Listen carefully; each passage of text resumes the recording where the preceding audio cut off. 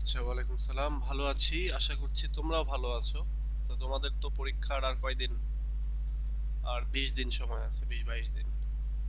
তো পড়াশোনা কি ঠিকঠাক হচ্ছে নাকি আহ, আমার মতো খালি ফুটবল খেলা দেখে বেড়াচ্ছ আর কি? আমি যেমন ফুটবল ক্রিকেট এগুলো নিয়ে আছি। স্যার, চেষ্টা করছি, এখন জানি না কি হয়। হ্যাঁ, এটা ঠিক যে চেষ্টা তো করতেই হবে। আর আরেকটা বিষয় হলো যে যেহেতু সময় এখন একবারে শেষের দিকে, চেষ্টাটা একটু ভালো করে করতে হবে আর কি, স্যার, একবারে চূড়ান্ত সাউন্ড লেভেলে অনেক চেষ্টা কম করতে মনে হবে। হচ্ছে। সাউন্ড কম কেন? সাউন্ড তো ঠিক আছে। সাউন্ড আমার সিস্টেমের একটা সমস্যা আছে। আমি এবার এই যে উইন্ডোজ 11 দেওয়ার পর থেকে আমার এই সমস্যাটা হয়েছে। সেটা হচ্ছে প্রথমে আহ, আগে যেমন দেখলাম যে 30 সেকেন্ড বা 1 মিনিট করে সাউন্ড একটু কম শোনা যাচ্ছে, মানে লো সাউন্ড। আর তারপরে এটা ঠিক হয়ে যাচ্ছে। তো এটার কোনো একটা জায়গায় সমস্যা হয়েছে, আমাকে কোনো একজন স্পেশালিস্টকে দেখাইতে হবে আর কি, আমি সমস্যাটা ধরতে পারতেছি না।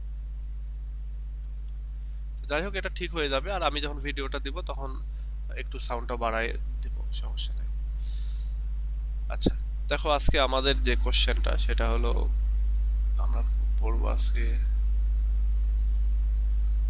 হিস্ট্রি। হিস্ট্রির এই প্রশ্নটা, cavalier poets, who are the cavalier poets, trace their contribution to English poetry, English পোয়েট্রিতে তাদের অবদানটা কি। তো এটা চলো আমরা পড়ি। এটা অনেক ছোট একটা হচ্ছে প্রশ্ন, এবং ছোট প্রশ্ন একদিনে দুইটা প্রশ্ন পড়বো না, যদি ছোট প্রশ্ন আধা ঘন্টাতেও হয়ে যায় তারপরে ওখানেই স্টপ করে দেবো। এবং এটা হচ্ছে সবচেয়ে সহজ একটা প্রশ্ন। এখানে দুইটা প্রশ্ন খুব সহজ, এই একটা আর একটা হচ্ছে এই ক্যাভালিয়ার পোয়েট, এই একটা, এই দুইটার ভিতরে একটা আসে। এটা কিন্তু গতবারের আগের বার আসছিল। সুতরাং তোমাদের জন্য ইম্পর্টেন্ট। ওকে, তো চলো আমরা দেখি। নিউ সেকেন্ড ইয়ার যারা, তাদের ব্যাচে অ্যাজ ইউ লাইক ইট পড়াচ্ছি, তো অ্যাজ ইউ লাইক ইট এখানে আছে।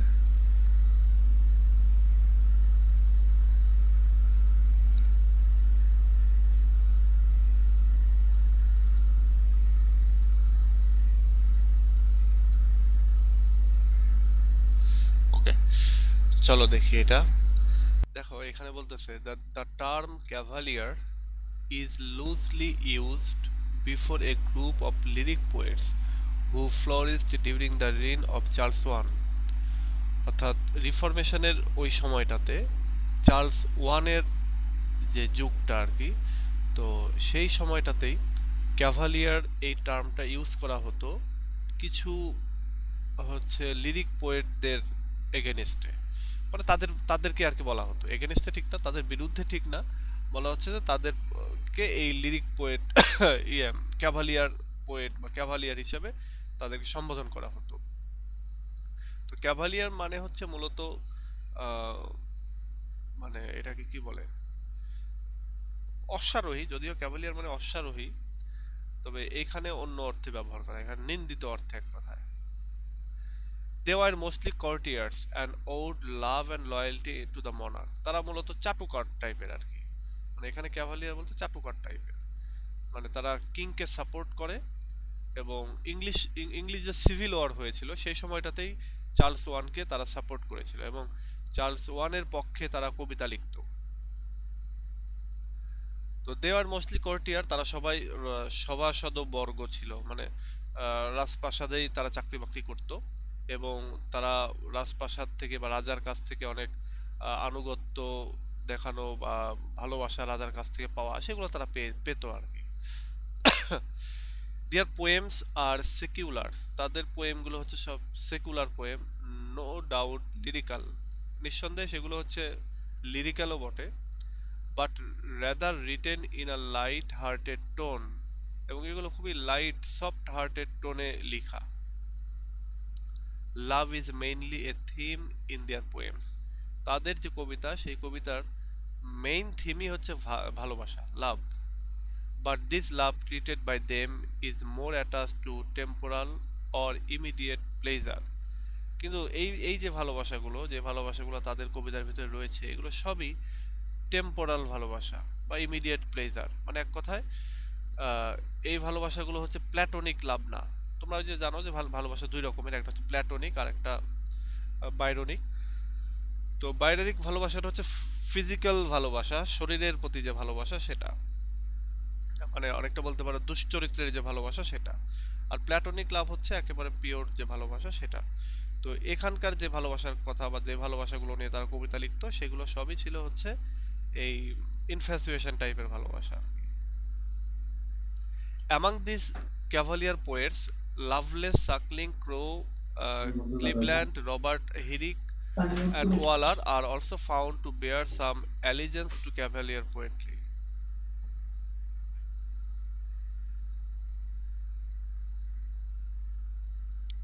আচ্ছা, এই ক্যাভালিয়ার পোয়েটসদের ভেতরে রয়েছে লাভলেস নামে একজন রয়েছে, তারপরে সাকলিং নামে একজন রয়েছে, ক্রো নামে একজন রয়েছে, ক্যারিওয়ার্কি, তারপরে ক্লিভল্যান্ড নামে একজন রয়েছে, আর রবার্ট হিরিকের কবিতা তো আমরা পড়েছি ফার্স্ট ইয়ারে থাকতে। তারপরে ওয়ালার রয়েছে এরা, এবং এদেরই কানেকশন রয়েছে এই ক্যাভালিয়ার পোয়েট্রির সাথে।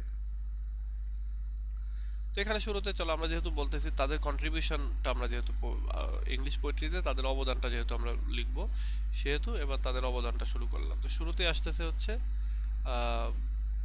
লাভলেস। আমরা এখানে আরো বেশ কিছু লাইন অ্যাড করতে পারি। They have tremendous contribution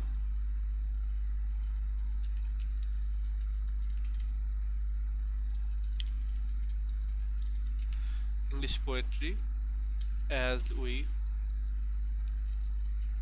discussed below। এরকম করে আমরা শুরু করতে পারি।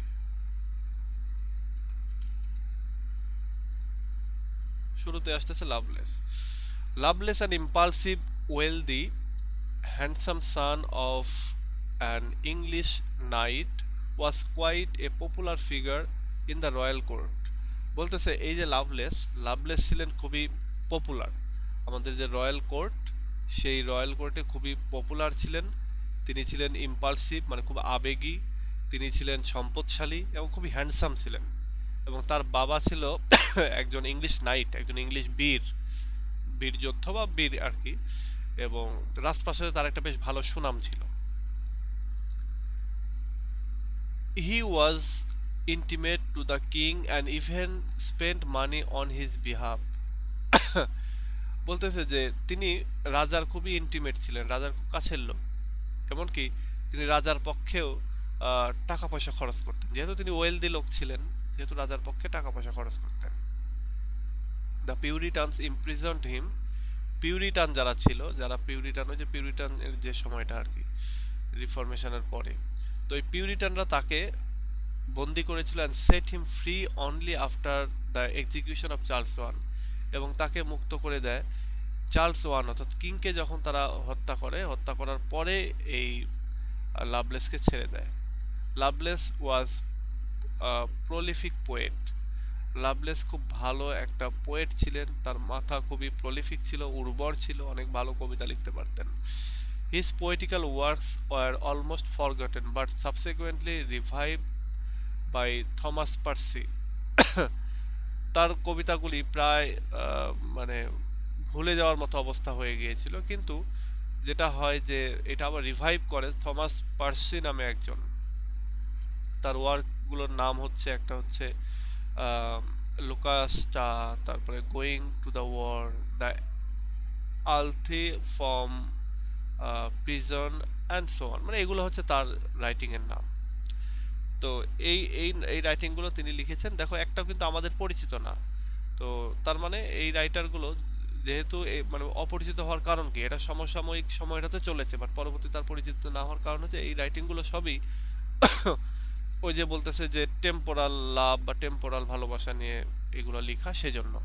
আর আরেকটা যেহেতু যে রাজার সহচর্যে থেকে তিনি লিখেছেন, এবং রাজা যেহেতু পরবর্তীতে হচ্ছে মৃত্যুবরণ করেছেন বা মেরে ফেলা হয়েছে বিভিন্ন অপরাধ দেখিয়ে, তখন তাদের রাইটিংগুলোও ওই হাওয়া হয়ে গেছে আর কি বলতে পারো।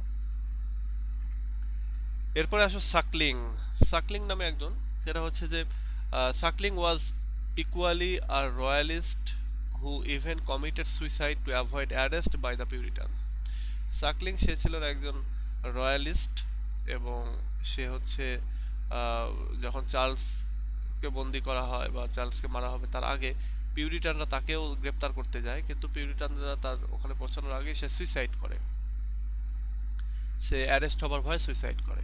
হি was not merely a poet but minor dramatist two.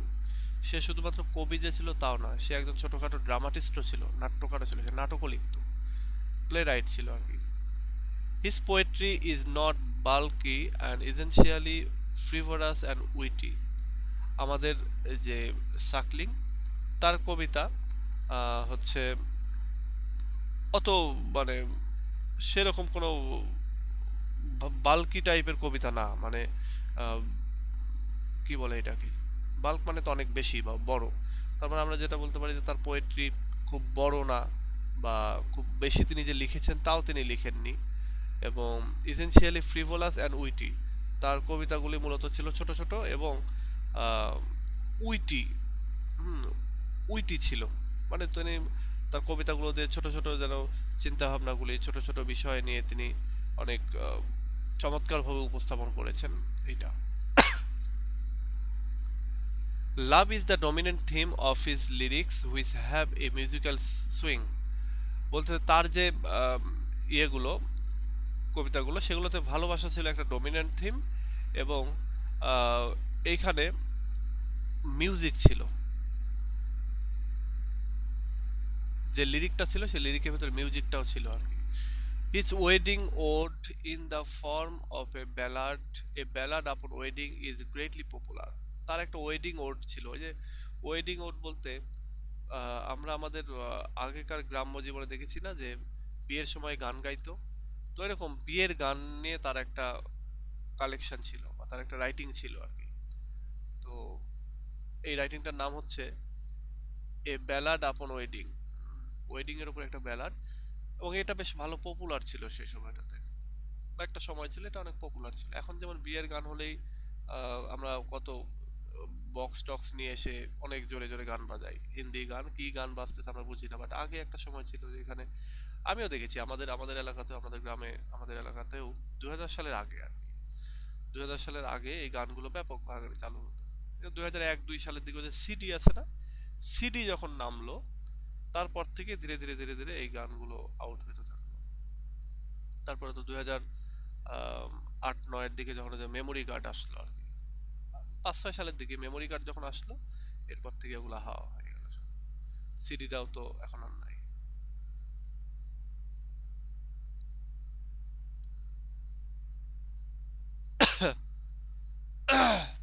আগের একটা ক্লাসে এই কোশ্চেনের হ্যান্ড নোট দিয়েছিলাম। হ্যাঁ, ওইটা পড়লেও হবে, দেখতে হবে যে হ্যান্ড নোটটা কেমন। উম, জিনিসগুলো একই একই জিনিস, এখানে কঠিন কিছু না, এটা জাস্ট ওই ওদের সম্পর্কে আলোচনা এবং ওদের রাইটিং গুলো সম্পর্কে একটু বলা, এই এছাড়া এগুলো খুবই সহজ, ওইটা কঠিন না। ওকে, এবার আসো রবার্ট হেরিক। রবার্ট হেরিকের কবিতা তো আমরা পড়েছি। Robert Herrick is perhaps the most important name in this group.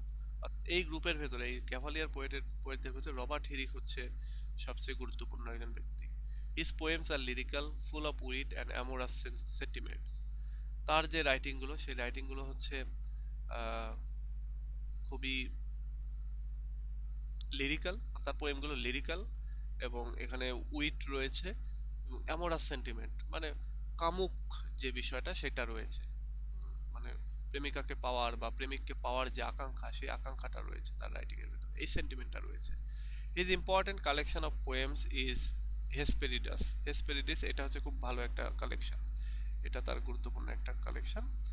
এবং the volume consist of nearly 1200 poems. এই ভলিউমের ভেতরে প্রায় 1200, বুঝতে পারছো তো, 1200 কবিতা রয়েছে। Mostly short and full of variety, এবং তার ম্যাক্সিমামই হচ্ছে ছোট ছোট কবিতা। এবং অনেক ভ্যারাইটি রয়েছে। As an imagist and metrician, Robert Herrick's significance is undeniable. একজন ইমাজিস্ট হিসাবে, মানে ভালো কাল্পনিক ইমাজিন করতে পারে এরকম, এবং একজন মেট্রিশিয়ান, মেট্রিশিয়ান বলতে ধরো ছন্দ বা মিটার ইউজ করতে পারে ভালো, এরকম একজন হিসাবে রবার্ট হেরিকের যে গুরুত্ব এটা আনডিনায়েবল, এটা অনস্বীকার্য, তাকে অস্বীকার করার মতো যাবে না যে সে একজন ক্যাভালিয়ার পোয়েট মানে সে খারাপ, সে এত ভালো না, এরকমটা না। এরপর আছে থমাস ক্রু। আচ্ছা, এটা সঠিক উচ্চারণ কি হবে?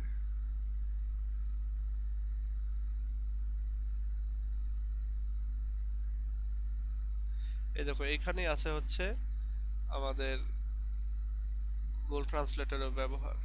Kuru, Kuru, আচ্ছা, ক্যারিও।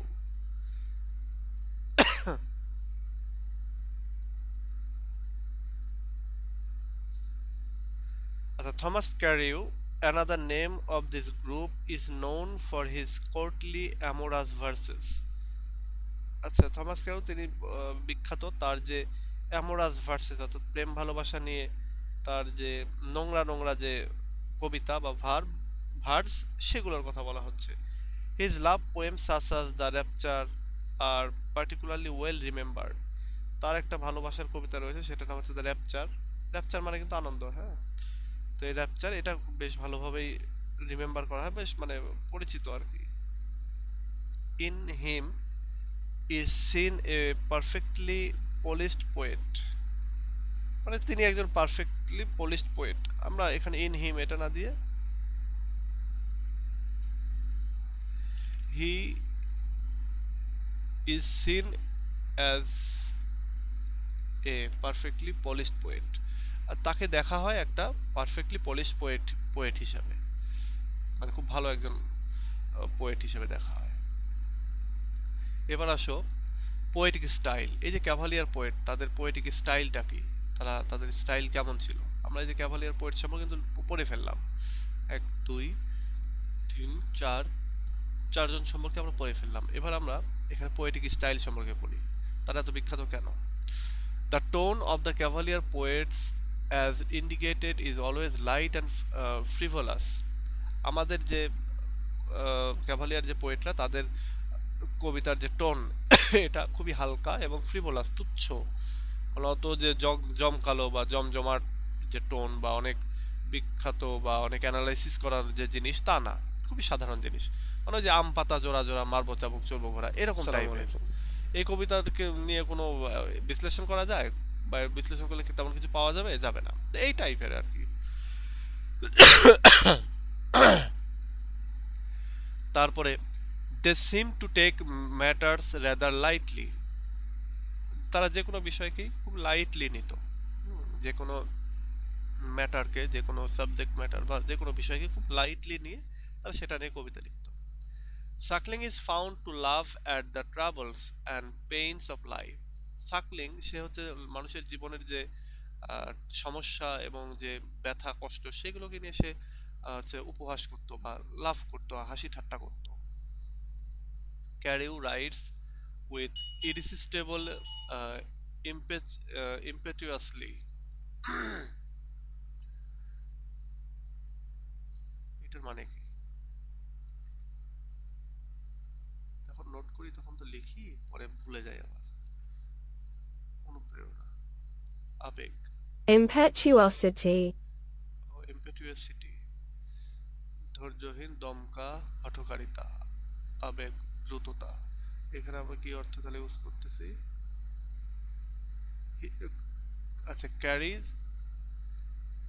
রাইট উইথ ইরিসিস্টেবল ইম্পেটুয়াসিটি, মানে খুব হঠকারিতা নিয়ে তিনি যেন লিখেছেন, তার রাইটিং এর ভিতরে আমরা হঠকারিতা পাই, প্রতারণা, ছল চাতুরি এরকমটা কিছু পাই আর কি। এবং অদম্য, irresistible, Lovelace lines from the echo of sense of self assertion. আচ্ছা, লাভলেস সে নিজেই যে কথাগুলো বলেছেন তার লাইনের ভিতরে, যেমন stone wall do not a prison make, nor iron bars a cage. আচ্ছা, আমাদের এই লাভলেস তিনি বলতেছেন যে স্টোন ওয়াল বা স্টোন যেটা, সেটা হচ্ছে কোনো স্টোন ওয়াল দিয়ে আসলে কেস বানানো যায় না, বা কোনো প্রিজন বা জেলখানা বানানো যায় না, অথবা আয়রনের যে বার দিয়ে যে তুমি একটা খাঁচা বানাবা, এটা যায় না। মানে এটা তার একটা চিন্তা ভাবনা। তো এটা দিয়ে তিনি বোঝাচ্ছেন যে তার লাইনগুলো কেমন আর কি। Echo of sense of self assertion, সে তার নিজেকেই আসলে এই লাইনগুলোর মাধ্যমে সে প্রকাশ করতেছে। There is on the other hand, বলছে অন্যদিকে আরো একটা বিষয় আছে, সেটা হলো যে a slightly satiric tone is found in John Cleveland. ও জন ক্লিভল্যান্ড সম্পর্কে এখানে আলোচনা নাই না? আরেকটা নোট আছে না ওখানে, মনে হয় জন ক্লিভল্যান্ড সম্পর্কেও বলা আছে। তো বলা হচ্ছে যে তারা অনেক সময় একটু স্যাটিরিক টোনে কথা বলেছেন, তাদের কবিতার ভিতরে স্যাটায়ার পাওয়া যায়, বিশেষ করে জন ক্লিভল্যান্ডের যে রাইটিং সেগুলোর ভিতরে। As revealed in the most successful work the rebel Scott love for pleasure, the rebel Scott, এটাই হচ্ছে আম, একটা হচ্ছে যে খুব ভালো রাইটিং, এবং এইখানে আমরা পাবো হচ্ছে এই satiric tone, the level, the rebel Scot. এবং এখানে লাভ ফর প্লেজার, সে হচ্ছে ভালোবাসে আনন্দের জন্য।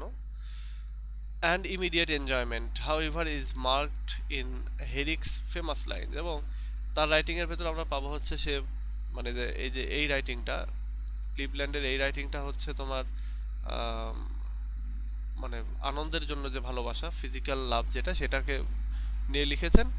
এবং ইমিডিয়েট এনজয়মেন্টের জন্য তিনি এই কবিতার ইন্ডিকেট পাবো আমরা এইটার ভেতরে আর কি, এই কবিতার ভেতরে। আবার আমরা যদি রবার্ট হেরিকের ফেমাস লাইন দেখি, তাহলে রবার্ট হিরিকের লাইনের ভেতরেও আমরা এই জাতীয় অনেক এই টাইপের টোন পাবো আর কি। যেমন এখানে বলতেছে, দেন বি নট কয় but use your time and while ইয়ে মে গো ম্যারি। বলতেছে যে কয় মানে সে লজ্জা পাওয়া, ওই যে টু হিজ কয় মিস্ট্রেস আছে না, ওই রকম আর কি। তো বলতেছে যে তুমি শরম পাইও না, লজ্জা পাইও না, তুমি তোমার সময়টাকে ইউজ করো। And while you may go marry, এবং যখন তুমি পারো তখন বিয়ে করে ফেলো, মানে বিয়ে করার আগে এনজয় করো, ব্যাপারটা এরকম। For having lost but once your prime you may for ever tarry. বলতেছে যে আহ, যখন তুমি তোমার টাইমটাকে হারিয়ে ফেলবা, প্রাইম টাইম, প্রাইম টাইম মানে এটা হচ্ছে যৌবনকাল আর কি। প্রাইম টাইমটা যখন হারিয়ে ফেলবা, তখন ইউ মে ফর এভার ট্যারি, তাহলে তো তখন তো চিরকালের মতো তোমার যে আম, হচ্ছে কলঙ্ক, কালিমা যেটা, সেটা তোমার, মানে এক কথায় তুমি যখন তোমার টাইমটা হারিয়ে ফেলবা, তখন তোমার ওই কি বলে এটাকে, তখন তুমি বা চুপচাপ থেকো, গড়িমসি করো, বা আরেকটা জিনিস যেটা বলে, তখন তুমি সবুর করো। কিন্তু যখন তোমার টাইম, সেই সময়টাতে তুমি আর টাইমটা কাজে লাগাও। মানে এক কথায় ওই যে কার্ভ ডিএম থিওরি আর কি, যেটা বলে, তোমরা থার্ড ইয়ার উঠলে একটা থিওরি পাবা, সেটার নাম হচ্ছে কার্ভ ডিএম, যেটার নামই হচ্ছে যে সময়ের সদ্ব্যবহার করা, সিজ দ্য টাইম। হ্যাঁ, সময়ের সদ্ব্যবহার করা। ধরো তুমি একজনের বাসায় গেছো, হ্যাঁ, তোমার পেটে ক্ষুধা আছে, তো সে তোমাকে একবার বললো যে আসো, এসে আমাদের সাথে দুপুরে খানা খাও। তখন তুমি বলে না, থাক, খাবো না। এবার দেখা যাচ্ছে তুমি বাড়িতে আসতে আসতে তোমার 3টা 4টে বেজে গেল, তুমি খাইতেও পারলা না, মানে মাঝখান থেকে মাথা ব্যথা, কষ্ট। তো কি বলা হচ্ছে যে সময়টা ব্যবহার করো। প্রাইভেট পড়াইতে গেছো, তোমাকে নাস্তা দিয়েছে, না খেয়ে উঠে আসবা না, ওইটা খেয়ে আসবা। তো এই মানে সময়টাকে কাজে লাগাতে হবে। দেন নট, আচ্ছা, দেন বি নট কয় মানে শরম পাইও না, ইউজ ইওর টাইম, যদি কখনো সময় পাও ভাল লাগে তখন বিয়ে করো। আর জীবনের প্রাইম টাইমটাকে হারিয়ে ফেলো না, প্রাইমটাকে হারিয়ে ফেললে পরবর্তীতে ট্যারি হয়ে যাবা। ট্যারি মানে হচ্ছে আরেকটা জিনিস, আরেকটা বিষয় আছে, সেটা হচ্ছে যে আলকাতরা মাখানো, লাইফের অলংকার যে জিনিসটা, সেই অলংকার হারানো, এটার কথা বলতেছে যে তুমি তোমার প্রাইম টাইমকে যদি হারিয়ে ফেলো, যৌবনকালকে যদি হারিয়ে ফেলো, তাহলে তোমার লাইফের চিরতরে যে অলংকার, সেই অলংকারটা হারিয়ে যাবে। মানে জীবনের অলংকারই হচ্ছে যৌবনকাল, এবং এইটা যদি হারিয়ে যায় তাহলে শেষ। সুতরাং লজ্জা পাইও না, তার মানে এই লাইনগুলো দিয়ে কি বোঝানো হচ্ছে, সব শারীরিক প্রেমের কথা বলা হচ্ছে। এই যে এই কোটেশন দিবা, হ্যাঁ এই কোটেশন গুলো দিলেও মার্কস চলে আসে, ভালো মার্কস চলে আসে। আচ্ছা ফাইনালি শেষ, হ্যাঁ আমাদের কবিতা, আমাদের এই লেকচারটাও এটার মাধ্যমে শেষ হবে। এটা হচ্ছে the cavalier poets perfectly represent the reign of Charles one. Cavalier পোয়েটরা তারা পারফেক্টলি চার্লস ওয়ানের যে রাজত্ব বা তার যে টাইম, সে টাইমটাকে পারফেক্টলি প্রকাশ করতেছে। They were they were interested in light subject matters like love, satire and so on. তারা লাইট বা হালকা টাইপের যে সাবজেক্ট ম্যাটার কবিতার, বিশেষ করে ভালোবাসা বা স্যাটায়ার, এগুলোতে তারা ইন্টারেস্টেড হয়েছিল। Their poetic style was not grand yet they were popular at that time for their witty statements. বলছে তাদের পোয়েটিক যে স্টাইল সেটা অতটা গ্র্যান্ড ছিল না, জাঁকজমকপূর্ণ ছিল না, কিন্তু তারপরেও তারা হচ্ছে পপুলার ছিল সেই সময়। কারণে সে সময়, সেই সময় আর কি, কারণ ছিল যে তাদের উইটি স্টেটমেন্টের কারণে। মানে যখনই তারা কোনো কথা বলতো সেই কথাটা এমনভাবে কথা বলতো যে ওর ভেতরে একটা জ্ঞান মিশ্রিত থাকতো বা উপস্থিত অনেক যুক্তি দেখানো বা লজিক দেখানো, এগুলো তারা করতে পারতো সেই জন্য। And amorous sentiments in the poems, এবং একই সঙ্গে অ্যামোরাস সেন্টিমেন্ট থাকতো। মানে যে কোনো কবিতা যদি একটু ভালগার এলিমেন্ট ইউজ করো দেখবা ওইটা ভাইরাল হয়ে গেছে, বা যে কোনো রাইটিং যদি একটু ভালগার ইউজ করো তাহলে এটা ভাইরাল হয়ে যাবে। তো এটাই বলতেছে আর কি, যে যদি তুমি এরকমটা ইউজ করতে পারো তাহলে ভালগার হয়ে মানে এরকম পপুলার হয়ে গিয়েছিল এই জন্যই, মানে তারা যেহেতু এটা ইউজ করছে সেই জন্যই। আচ্ছা, তো এই হচ্ছে আমাদের আলোচনা। আমাদের ক্লাসটা আজকে ছোট হবে, ছোট হয়েছে আর কি, এর চেয়ে বড় করার আসলে যাবেও না, আবার একদিনে দুটো প্রশ্ন নিয়েও আলোচনা করা যাবে না। তো তোমাদের কারো কিছু বলার থাকলে বলো, পরীক্ষা রিলেটেড বা অন্য কোনো কিছু বিষয় নিয়ে। স্যার আসসালামু হিস্ট্রির আলাইকুম। জন্য, হ্যাঁ একজন একজন করে বলো। অর্পা বলো। স্যার হিস্ট্রির জন্য যে শর্ট নোট গুলা দিয়েছেন যে সাজেশনে 21টা শর্ট নোট, ওগুলা কি সবগুলাই পড়তে হবে? হ্যাঁ সবগুলোই সবগুলোই পড়া পড়া বলতে যে ওইগুলো শর্ট কোশ্চেনেও আসতে পারে, ব্রিফ কোশ্চেনেও আসতে পারে। পড়ে রাখলা, পড়ে রাখলে যেটা হবে যে কোনটা আসবে সেটা তো আর কেউ বলতে পারতেছি না, তো এই জন্য পড়ো। পড়লে টার্মগুলোও জানা হলো, আবার হচ্ছে তোমার পরীক্ষার জন্য ইম্পর্টেন্ট হলো। আর আরেকটা জিনিস হচ্ছে যে এই টার্মগুলো তোমার শুধু যে এখনই লাগবে তা না, এটা সামনে থার্ড ইয়ার ফোর্থ ইয়ার এই জায়গাগুলোতেও তোমাদের ইউজ হবে, ওই টার্মগুলো পাবা অনেক জায়গাতে। হিস্ট্রি স্যার সবগুলা শর্ট নোট তো গ্রুপে মনে হয় নাই, মানে এগুলা সবই কি নিজে দিয়েছি, নিজে পড়ে নিতে হবে? সবই দিয়েছি, গ্রুপে আছে দেখো, সবগুলো নিয়ে আলোচনা করেছি তো। আচ্ছা ঠিক আছে। এটা এর আগে অনেকবার এগুলো নিয়ে আলোচনা হয়েছে, এগুলো সব দিয়েছি আমি। ধরো হিরোইক কাপলেট নিয়ে যেখানে আলোচনা করেছি, তোমাদেরকে সার্চ করতে হবে। আজকে একজন 3 মাসের পেমেন্ট করেছে, 3 মাসের পেমেন্ট সে ফ্লেক্সিলোড দিয়েছে। এখন 3 মাসের ফ্লেক্সিলোড, এই ফ্লেক্সিলোড আমি কিভাবে খরচ করব? আস্তে আস্তে করুন স্যার। না গ্রামীণ ফোন বা এই ফোন কোম্পানিগুলো করে কি, ওই আমি যেটা করি আর কি, মাসের শুরুতে তোমার ইয়ে কিনে ফেলি, এই যে কি বলে এটাকে, মিনিট কিনে নেই। Bundle, minute bundle. হ্যাঁ মিনিট বান্ডেল কিনে নেই, নেয়ার পরে ওইটা ধীরে ধীরে, এই দেখো হিরোইক কাপলেট সম্পর্কে আছে, ওই যে আমি হিরোইক কাপলেট বলতেছিলাম ওইটা। তো হয় কি এই মিনিটটা শেষ হয়ে যায় কখন বুঝি না, কথা চলতেই থাকে, চলতে চলতে একদিন বলে কি যে আপনার টাকাই নাই। জানি এর আগেও মানে প্রতি মাসেই তোমাদের কেউ না কেউ ফ্লেক্সিলোড দিয়ে দেয়। তো ফ্লেক্সিলোড প্রতি মাসে যেটা হয় যে 300-400 টাকা এই পর্যন্তই। আর 3 মাসের 800-900 টাকা যখন একদম ফ্লেক্সিলোড দেয় তখন তো এটা লস না একটা। তো ওই কখন কোন দিক দিয়ে দেখা যায় শেষ হয়ে যায়। যদিও আমি ফোনে কথা বলি কম ইদানিং, এটার কারণ হলো যে ওই খুব প্রচুর ফোন আসে। এটা তোমাদের দিক থেকে আসে, তারপরে আরো অনেক জায়গা থেকে আসে। তো এই জন্য আমি ফোন এখন রিসিভই করি কম, তো ফোন তো ব্যক্ত করি না। তো যেটা হয় যে এই মিনিটগুলো ফুরায় না। তো তারপরেও দেখা যায় যে আমার ছেলে আছে পিচ্ছে একটা, ও আবার এটিও এখানে সেখানে ফোন দিয়ে একেবারে অবস্থা খারাপ করে ফেলে। তো যাচ্ছে কখন যেটা শেষ করে ফেলে বোঝা মুশকিল। আচ্ছা অর্পা কি যেন বলতে চাচ্ছিলে? স্যার, আমি বলতে চাচ্ছিলাম যে ওই যে একটু আগে আপু কোশ্চেন করলেন শর্ট নোট নিয়ে, ওইটাতে তো ইনফরমেশন অনেক কম থাকে, তো ওইগুলাই কি আমরা লিখে আসবো? আর আরেকটা জিনিস হলো স্যার, আমাদের যে অ্যাডভান্স রিডিং এর রাইটিং আছে ওইটাতে পার্ট এ এবং পার্ট বি এর জন্য আমরা ওই যে সেটের গুলাই জাস্ট প্র্যাকটিস করে গেলেই কি হবে, না বইয়ের গুলো আমরা একটু প্র্যাকটিস করব? প্র্যাকটিস যত বেশি করবা তত ভালো, কারণ সেট থেকে কমন আসে, কারণ ওখানে অনেকগুলো দেওয়া থাকে, অনেক সময় কমন আসে, আবার যে কমন আসবেই এরকমও না। তো চেষ্টা করো যে ওটা বিভিন্ন জায়গা থেকে আসে, আবার আমিও ওই যে একটা লিস্ট দিয়েছি কবিতার, ওর ভেতর থেকেও কমন আসতে পারে। আমি আমি যে ট্রিকটা খাটিয়েছি সেটা হলো, আমি দেখেছি যে তুমি এই অনার্সে ওঠার আগে একবারে ক্লাস 1 থেকে শুরু করে আজ অবধি যতগুলো কবিতা পড়েছো বিভিন্ন সময় বিভিন্ন ইয়ারে বা যে বইগুলোতে, সেগুলো থেকেই কবিতা তুলে দেয়। তো একটা হচ্ছে অনার্সের বিগত ইয়ে থেকে তুলে দিবে, অথবা তুলে দিবে হচ্ছে ওই বিগত, দেখা যাচ্ছে তুমি ইন্টারমিডিয়েট একটা কবিতা ছিল ওই কবিতা হয়তো তুলে দিবে। তা আমি তখন করেছি কি, এই ক্লাস 1 থেকে শুরু করে মানে ক্লাস 3 4 5 থেকে শুরু করে একবারে ইন্টারমিডিয়েট পর্যন্ত তোমাদের বইগুলো খুঁজে খুঁজে যত কবিতা রয়েছে সবগুলোর আমি একটা লিস্ট দিয়েছি, এবং আমি ওই লিস্টটা দিয়ে বলেছি যে এই লিস্টের ভেতর থেকে যদি পড়ো তাহলে মানে কমন আসার সম্ভাবনা আছে। যেমন তোমরা যদি খেয়াল করো এই লিস্টটা থেকে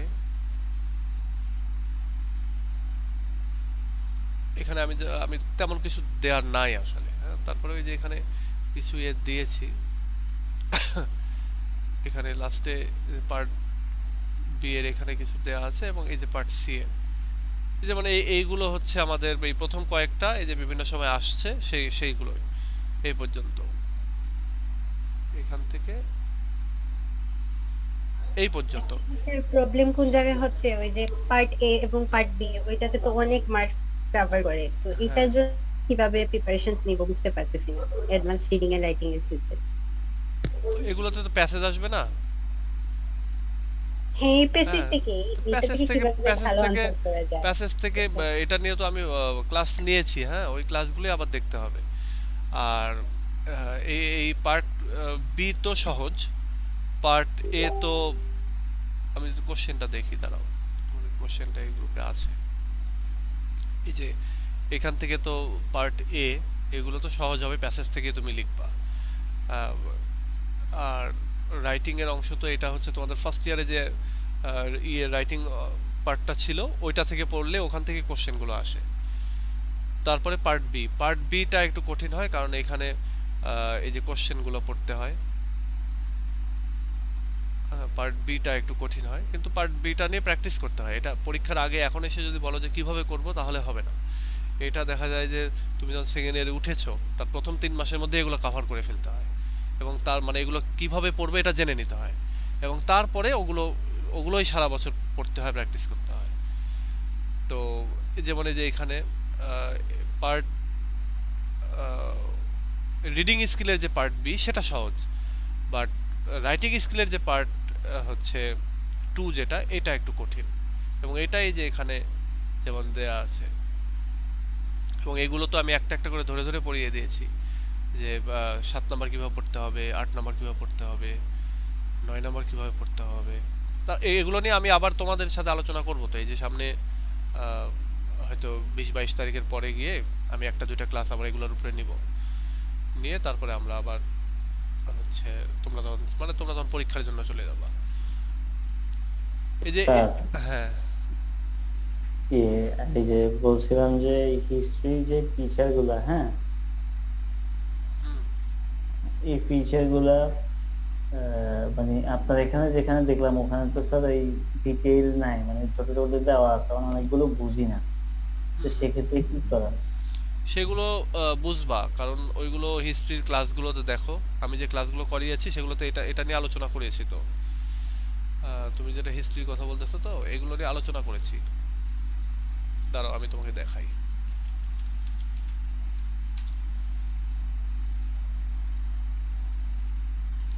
তুমি এইগুলোর কথা বলতেছো তাই তো, আমি তোমাকে দেখাই।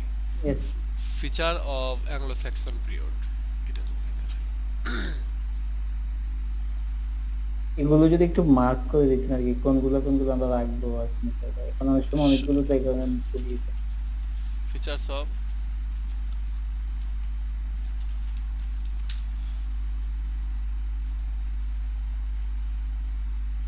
এই যে features of Anglo Saxon period, এটা হচ্ছে 71 নাম্বার ক্লাসে আছে। 71 নাম্বার ক্লাসে আছে। এখানে যখন তুমি পড়বা তখনই এখানে তুমি বুঝে ফেলবা যে আমি এখানে বলেছি যে কোনটা কোনটা মার্ক করতে হবে, কোনটা কোনটা পড়তে হবে। ইনফ্যাক্ট এই যে এখান দিয়ে আমি দেখিয়ে দিয়েছি ইনফরমেশনগুলো, স্টোরিজ অফ ব্যাটেল দ্বারা কি বোঝানো হচ্ছে। এগুলো দেখতে হবে আসলে। এই গ্রুপে ভিডিওগুলো তো এই জন্যই দেওয়া, যাতে করে তুমি পরবর্তীতে আবার দেখতে পারো যখন দরকার। তোমাদের সেকেন্ড ইয়ারই একটা হচ্ছে গ্রুপ, যেখানে আমাদের সময়ের তুলনায় সিলেবাসটা ছোট। আমরা আমরা যেমন হিস্ট্রি নিয়ে এবার দিয়ে 3বার আলোচনা করতেছি, তো তাহলে একটু চিন্তা করো যে বা হচ্ছে কত ভালো প্রিপারেশন হওয়ার কথা। কিন্তু এটা নিয়ে ওই যে তোমরা সময় দাওনি, আগে সময় দাওনি। এই যে অ্যাংলিকানিজমটা কি, এটা আছে এখানে। যে কোনো জিনিস নিয়ে এখানে সার্চ করো, যেটাই সার্চ করবে সেটাই পাবা, কারণ সবগুলো নিয়ে কভার করা হয়ে গেছে। এখন ধরো এখন সামনে পরীক্ষা, সামনে মাসে, এখন যদি বলো যে এটা দিয়ে কি করব, এটা দিয়ে কি করব, এটা কি, কোনটা বাদ দেবো, কোনটা, এগুলো এখন বললে যেটা হবে যে জাস্ট শুধু হতাশা বেড়ে যাবে। আমি নিজেও হতাশ হব যে এগুলো তোমরা এখন এসে বলতেছো পরীক্ষার আগে, অথচ এটা কিন্তু আমরা সেই প্রথম স্যার থেকে বিষয়টা পড়াচ্ছি। হচ্ছে যে আমি তো পড়ছি ধরেন গড় পড়, ওই যে একদম গড় সবগুলা পড়ছি, হুম। মানে কোনো মার্ক করে পড়ি না। এই হলো সমস্যা এখন। এই সমস্যাটার কারণে বললাম আর কি। না সেটা ঠিক আছে, তুমি যে ভিডিওগুলো দেখো তাহলে তুমি বুঝতে পারবা। এই ভিডিওগুলোতে আমি বলেছি, এই ভিডিওগুলো তারপরে ধরো এখানে আমি যদি ভিক্টোরিয়ান এজ দেই,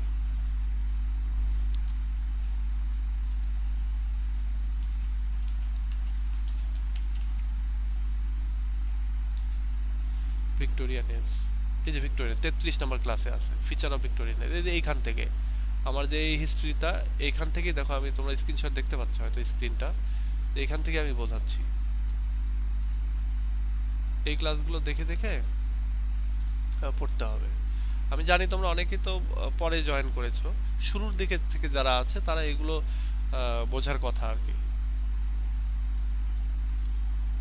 যেমন 45 জন দেখেছে, মানে শুরুর দিকে তখন তো আর এত বেশি সংখ্যক ছিল না। এখন যেমন 120-22 জন, তখন তো এতজন ছিল না, তখন এতজন দেখেছে। কিন্তু পরবর্তীতে যারা জয়েন করেছে তারা আর ব্যাক করে যে এগুলো একটু দেখবো, সে দেখোনি। তো একটু দেখলে এটা তো তোমাদের জন্যই ভালো। এই যে ভিক্টোরিয়ান এজের ফিচার 1টা, ভিক্টোরিয়ান এজের ফিচার 2টা, আর 2বার আলোচনা হয়েছে। রোমান্টিক এজের ফিচার 34 নাম্বার, 35 নাম্বার ক্লাসিক্যাল এজের ফিচার, এগুলো সব আলোচনা হয়ে আছে। অ্যাংলো স্যাক্সন 26 নম্বরে, discuss feature of modern age, modern এজের ফিচার 32 নম্বরে। ইনফ্যাক্ট এই যে একজন হচ্ছে খাতাও লিখেছিল 76 নম্বর ক্লাসে, সেটাও আমি আলোচনা করেছি।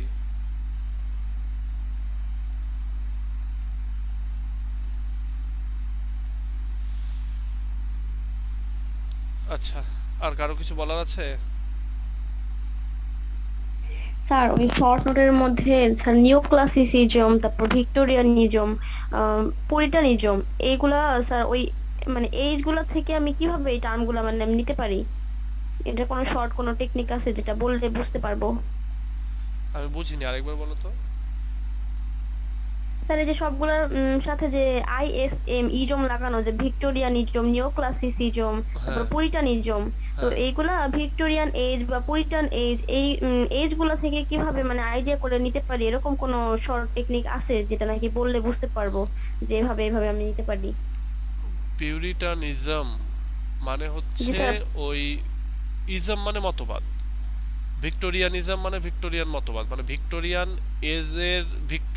এজের যে ফিচার, সেই ফিচারগুলোকে যেই সমস্ত রাইটাররা তোমার বিশ্বাস করে, তারা ওই বৈশিষ্ট্য দিয়ে তারা লেখালেখি করেছেন, তারা ওই বিশ্বাসী, অর্থাৎ ভিক্টোরিয়ান নিজামের প্রতি তারা বিশ্বাসী ছিল। মানে ভিক্টোরিয়ান এজের ফিচারগুলোই মূলত তাদের রাইটিং এর ভিতরে রয়েছে, এই জন্য বলা হচ্ছে ভিক্টোরিয়ানিজম। এখানে আলাদা তো কিছু নাই, ভিক্টোরিয়ান এজ ভিক্টোরিয়ানিজম একই জিনিস।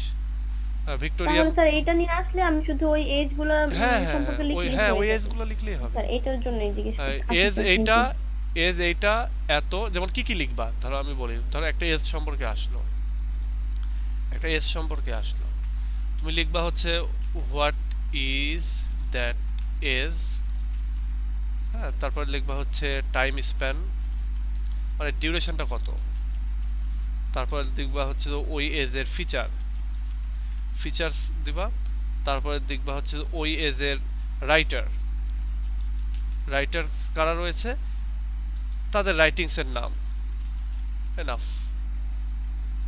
যেমন ধরো বললাম আমি যে Victoria romantic age, romantic age এটা হচ্ছে ইংরেজি সাহিত্যের one of the most important age, হ্যাঁ, এরকম ধরো একটা দুটো লাইন বললাম, বলার পরে বললো যে এইটার time span was from 1798 to 1838 বা 32 মনে হয়, এটা দিলা দিয়া। There are lots of features of this age such as high imagination, escapism, sir তারপরে সিম্পলিসিটি, সিম্পল ল্যাঙ্গুয়েজ, ডিকশন, এটা দিলা। তারপরে the writers who wrote in this age are William Wordsworth, Blake, তারপরে লর্ড বাইরন, কিটস, শেলি, দেওয়ার পরে তাদের writing এর নাম দিলা কয়েকটা, যেমন তোমার ইয়েতে যেগুলো রয়েছে, হ্যাঁ, তুমি লেখো হচ্ছে যে লিরিক্যাল ব্যালাডস এই সময়ের একটা রাইটিং, তুমি বলো হচ্ছে যে rime of the ancient mariner এই সময়ের রাইটিং, তুমি বলো ইমর্টালিটি ওড এই সময়ের রাইটিং, বাস হয়ে গেল। এই অ্যান্সার পুরোটাই আমি বলে ফেললাম যে রোমান্টিক এজ সম্পর্কে কি লিখবা।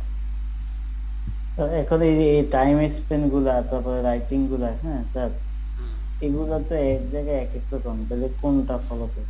কোনটা ফলো করবা আমি এই যে তোমাদেরকে এটা বলে দিই, এক কথায় ফলো করবা তোমাদের বইতে যেটা দেয়া আছে, এক এক জায়গায় এক একটা এক এক রকম থাক, ওই সবাই ঘুরে ফিরে ওই একই এক জায়গার ভেতরেই আছে, হ্যাঁ, কিন্তু তোমার বইতে যেটা যেটা আছে সেটা তুমি ইউজ করবা, কারণ হলো মানে বই বা গাইড আর কি যেটা আছে সেটা, কারণ টিচাররা মার্কস দিবে ওই বই বা গাইড দেখে।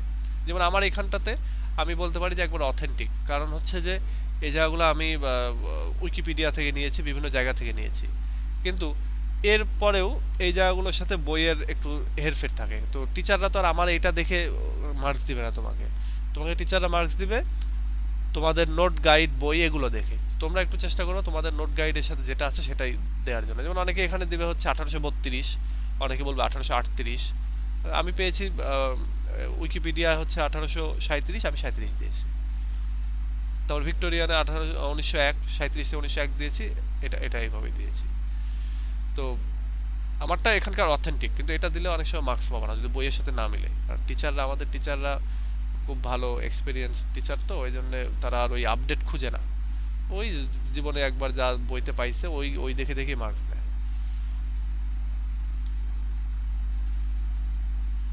আচ্ছা, আর কেউ কিছু বলবা?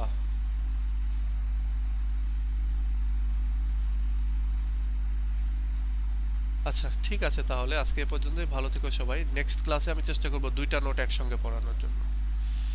তো ভালো থেকো স্যার সবাই। আসসালামু আলাইকুম। আচ্ছা, আল্লাহ হাফেজ।